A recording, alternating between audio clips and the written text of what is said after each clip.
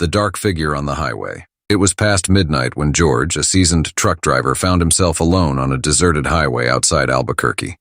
The road stretched endlessly in the dark, and aside from the low hum of his truck's engine, silence filled the air. Just as he was about to pick up speed, his air compressor gave out, leaving his truck windows stuck open. Annoyed but unfazed, he prepared to pull over and inspect the problem.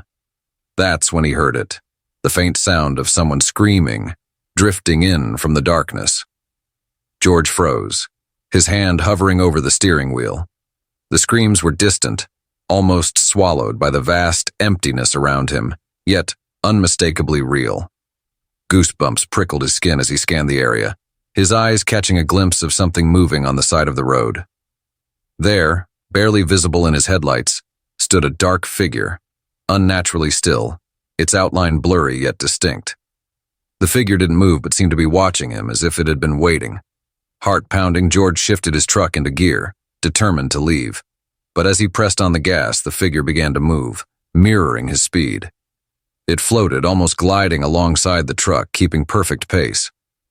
Terrified, George pressed harder on the accelerator, but no matter how fast he went, the figure remained in his peripheral vision, keeping stride effortlessly, its dark, undefined shape somehow growing clearer as it kept up with him.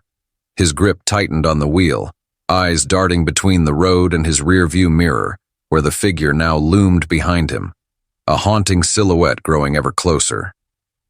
He didn't look back again until he crossed the city limits, the lights of Albuquerque appearing ahead. As soon as he passed the city line, the figure vanished, leaving only the night and the faint echo of that scream. George pulled over breathless, unable to shake the terror that had clung to him. Since that night, he has avoided that highway, warning other drivers to do the same. To this day, he can't explain what he saw, but he's convinced that something waits out there in the dark, lurking on that lonely stretch of road, ready to follow anyone who dares cross its path. The shadow in the cabin. In the fall of 2007, a young couple, Sarah and Mark, rented a secluded cabin deep in the woods for a peaceful weekend getaway. At first, the cabin seemed perfect, a cozy fireplace, the serene sound of trees rustling, and not a soul in sight for miles. But as evening fell, an unsettling sense of isolation crept over them. As they settled in for the night, strange things began to happen.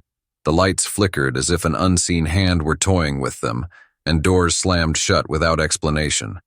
They chalked it up to old wiring and wind drafts, until they both saw it. Around midnight, as they lay in bed, a shadowy figure appeared at the foot of their bed, motionless, as if studying them. They thought it must be a trick of the light, but then the shadow moved. Heart racing, Sarah grabbed Mark's arm as the figure drifted closer. Terrified, they bolted from the bed, racing through the cabin and out into the woods. They didn't stop until they found a road and flagged down a passing car. The driver, startled but sympathetic, agreed to take them to the nearest town. Shaken but curious, they returned to the cabin the next morning with friends, only to find everything in its place as if the night before had been a nightmare. But there, outside the cabin door, were deep, unmistakable footprints. The tracks led from the cabin steps into the woods, growing fainter and fainter until they vanished completely, leaving an eerie reminder of the shadow that had haunted their night. To this day, Sarah and Mark are haunted by the memory of that dark figure, and no explanation has ever been found for the shadow that lurked in the cabin. The mysterious caller from the 1950s. In the late 1950s, Rachel Thompson, a quiet woman in her 30s, moved into a modest home in a small town, seeking a fresh start. Her life was peaceful until one night when the phone rang around midnight. Groggy, she answered, expecting a wrong number, but instead heard heavy breathing on the line. Silence hung for a moment before a raspy whisper broke it, saying, "I'm watching you." Shaken, Rachel hung up, brushing it off as a prank. But then it happened again the next night, and the night after that. The calls grew more frequent, sometimes happening multiple times each night. The voice was always the same, muffled and chilling, whispering phrases like "I see you" and "Don't fall asleep." Rachel began to grow paranoid, feeling watched even in her own home. She contacted the police, who checked her phone lines and even staked out her house a few times. but the caller remained elusive. Nights grew unbearable, her sleep plagued by the thought that someone might be lurking just outside, watching her every move. Then one evening the calls simply stopped. Rachel, exhausted and on edge, didn't dare question why. She moved on, but the fear lingered, leaving her with the unease of a mystery that had no end. Years later, Rachel was stunned when an old neighbor across the street confided in her. The woman revealed that her late husband had been behind the calls. He had a dark past, she explained, including a conviction for murder that he'd managed to hide. Just before the calls ceased, he had died in a freak accident, a fate some might call karmic justice. Rachel moved shortly after, unable to shake the thought of how close she'd come to something truly dangerous. The mysterious caller was gone, but the memory of his whispers lingered, a chilling reminder of the dark secrets that can hide behind ordinary walls.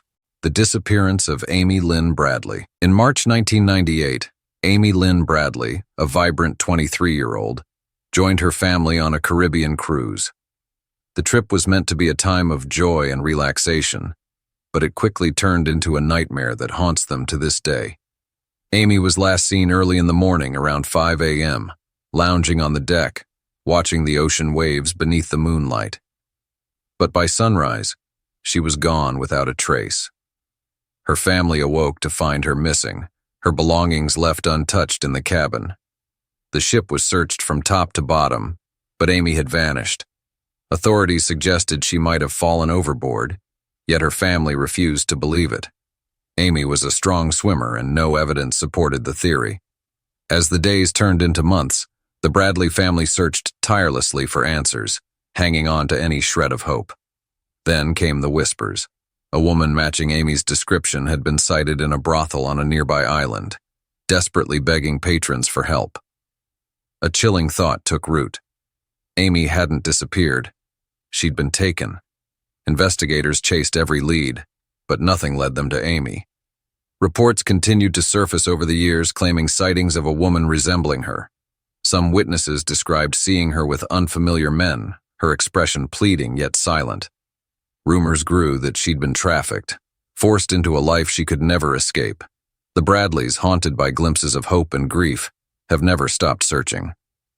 To this day, Amy's fate remains a dark mystery in the Caribbean, a case that continues to stir fear and compassion in anyone who hears her story. The haunting of the Eastern State Penitentiary.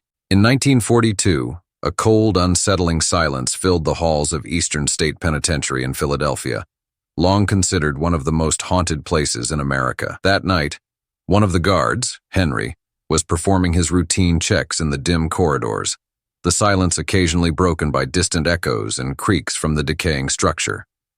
But as he turned down a particularly dark hallway, his flashlight caught something strange. A figure standing still, cloaked in shadow at the very end of the corridor. The figure appeared to be an inmate, head tilted, watching Henry with an intense gaze that pierced through the dark. As Henry slowly approached, his heart pounded harder with each step. But in an instant, the figure vanished, leaving only an eerie chill in the air. Shaken, Henry searched the entire hallway, convinced he'd seen someone. Returning to his station, he found several inmates huddled together, pale with fear, claiming they'd seen the same apparition, a prisoner who had reportedly died in that very hallway decades ago. Word of the apparition spread through the prison, and sightings became more frequent.